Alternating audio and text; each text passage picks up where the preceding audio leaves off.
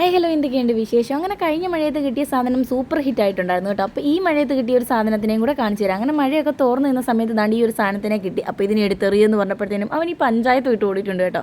അങ്ങനെ മഴയൊക്കെ തോന്നുന്നു നമ്മൾ മുറ്റത്തേക്ക് ഇറങ്ങിയപ്പോഴത്തേക്കിനും ഒരു അക്രമകാരിയായ ഒരു സംഭവത്തിനെ കിട്ടിയിട്ടുണ്ട്. അപ്പോൾ അതിനെ ഇങ്ങനെ പൊക്കിയെടുക്കാനുള്ള തയ്യാറെടുപ്പും കാര്യങ്ങളും നടത്തിക്കൊണ്ടിരിക്കുക കേട്ടോ.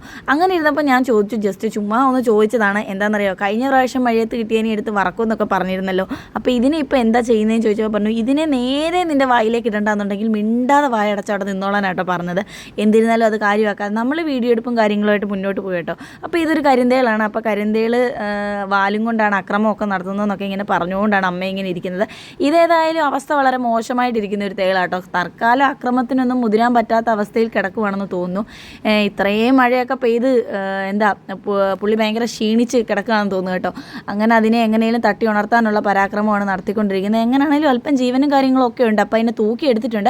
അപ്പോൾ ഇന്നത്തെ വീഡിയോ അത്രയേ ഉള്ളൂ. സബ്സ്ക്രൈബ് ചെയ്യാൻ യാതൊരു കാരണവശാലും മറക്കല്ലേ. Tata bye bye, see.